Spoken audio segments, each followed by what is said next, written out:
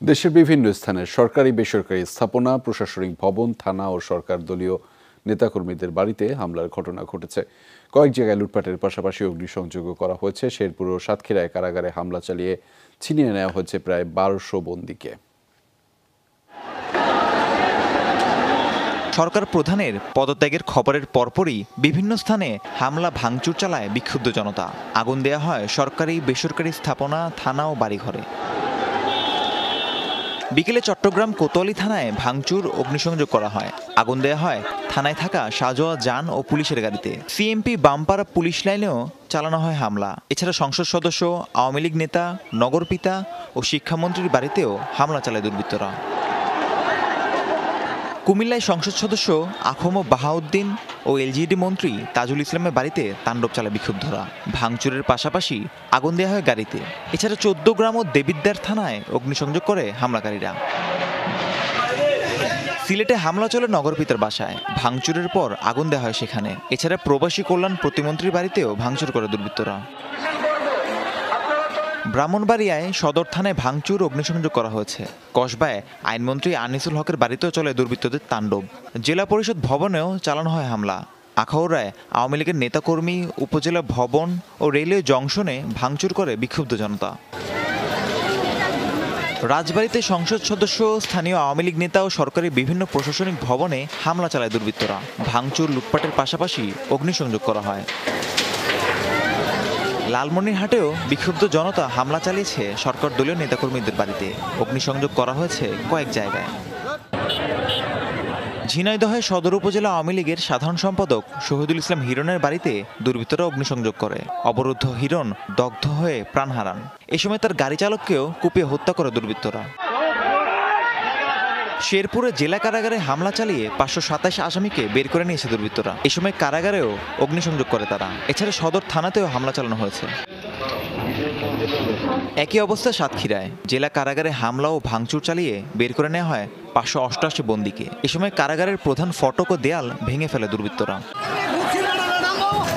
জয়পুরহাটে সদর থানা ঘেরাও করে হামলা চালিয়েছে বিক্ষুব্ধ জনতা। থানার ভেতরে ঢুকে লুটপাট চালায় তারা।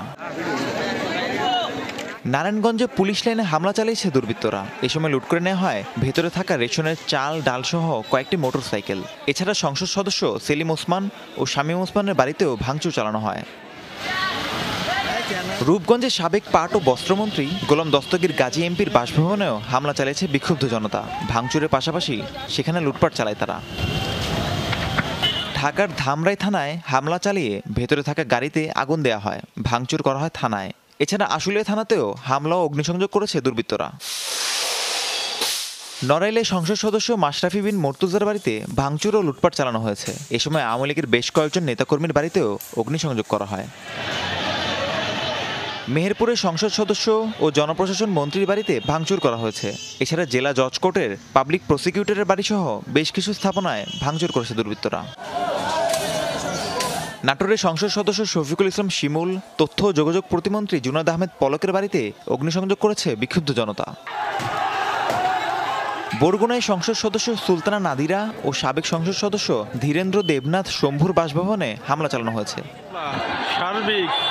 মাদারীপুরের সংসদ সদস্য শাহজাহান খান, কেন্দ্রীয় আওয়ামী লীগের যুগ্ম সাধারণ সম্পাদক আফম বাহাউদ্দিন নাসিমের বাসভবন এবং তাদের মালিকানাধীন কয়েকটি স্থাপনায় আগুন দিয়েছে বিক্ষুব্ধরা।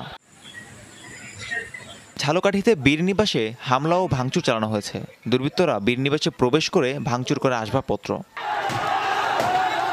কুষ্টিয়ায় মডেল থানায় হামলা চালিয়ে অস্ত্র ও মোটরসাইকেল লুট করেছে দুর্বৃত্তরা। এরপর অগ্নিসংযোগ করা হয়।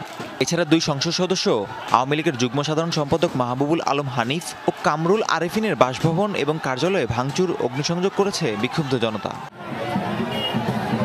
চুয়াডাঙ্গায় সরকার দলীয় নেতাকর্মীদের ঘরবাড়িতে হামলা চালানো হয়েছে। লুট করা হয়েছে ব্যবসা প্রতিষ্ঠানেও।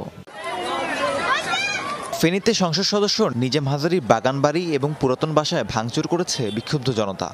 এ সময় লুটপাট এবং অগ্নিসংযোগ করে তারা। এছাড়া আওয়ামী লীগের নেতাকর্মীদের বাড়িতেও হামলা চালানো হয়। পঞ্চগড়ে আহমদীয় সম্প্রদায়ের উপর হামলা চালিয়ে বাড়িঘরে অগ্নিসংযোগ করেছে দুর্বৃত্তরা। এ সময় ধারালো অস্ত্র দিয়ে কুপিয়ে জখম করা হয় অন্তত ২৫ জনকে। পরে পুলিশ ও সেনাবাহিনী তাদের উদ্ধার করে হাসপাতালে ভর্তি করে। এছাড়া লক্ষ্মীপুর, বান্দরবন, বরগুনা, টাঙ্গাইল সহ বিভিন্ন স্থানে হামলা, অগ্নিসংযোগের ঘটনা ঘটেছে।